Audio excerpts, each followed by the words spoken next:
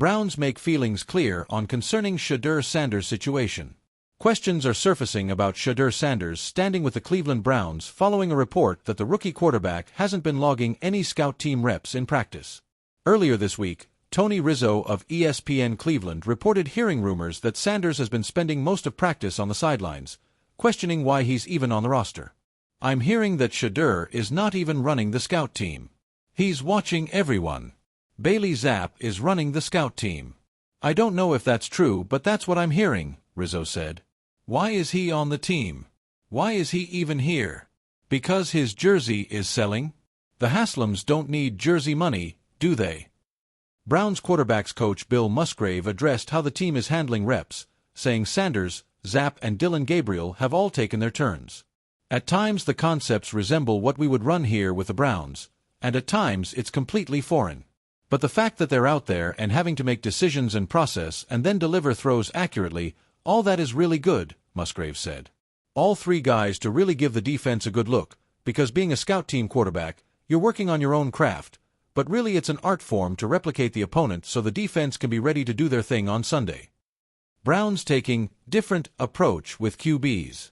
Musgrave admitted that having multiple quarterbacks running the scout team is not typical. But it's something the quarterbacks have embraced. "I'd say it's a little bit different, and it's exciting because those guys do take pride in getting the defense ready. They want to do a good job of replicating the opponent's offense, and at the same time, they want to try to relate any play that they get to our game plan for that week too, so they can feel like they can get a little double duty there." Gabriel has served as the primary backup to 40-year-old Joe Flacco.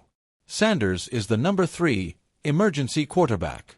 He'll be dubbed inactive on game days, only available if both Flacco and Gabriel are injured. Flacco performed well in the opener, despite having 2 interceptions on his stat line. Both interceptions were caused by wide receiver drops. Shedeur Sanders adjusting to backup role with Browns. Both Sanders and Gabriel were college stars, so learning to be a backup is new for them. Musgrave said that both of the rookie passers have been working hard to stay ready if their number is called. "Neither of these guys have ever not been the guy, and that happens a lot with guys who enter the NFL. They've been the starters their whole lives. And so, there's a transition there," Musgrave said. "And for the first week, they did a nice job.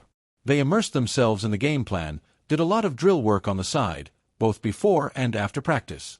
And then they get some scout team reps so they can get some balls airborne and make sure that they're staying in sync."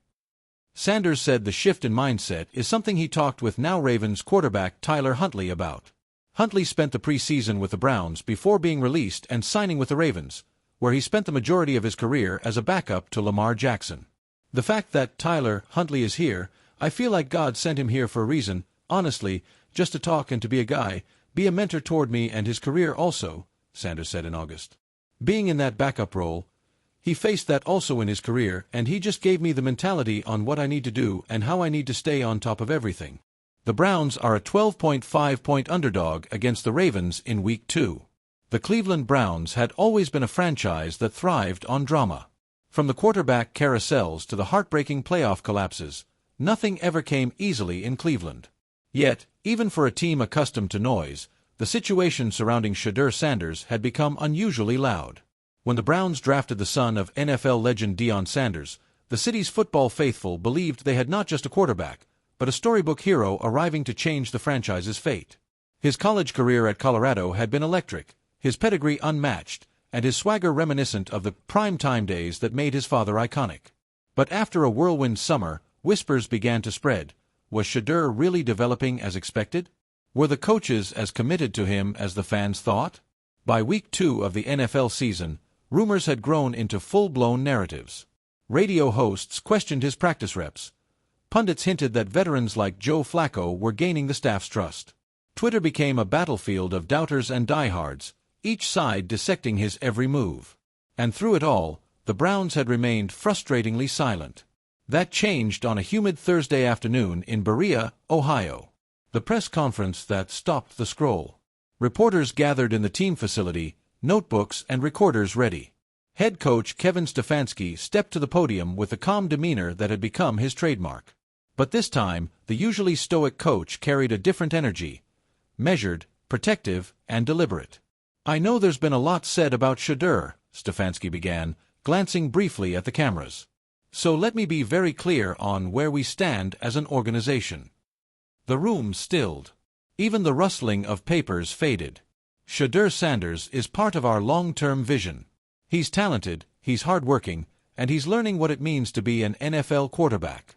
This league doesn't hand you success overnight, and frankly, it shouldn't. There have been outside voices questioning his reps, his role, even his future here. I want to make sure nobody misunderstands this. He is developing exactly how we want him to. The statement was sharp, almost defiant.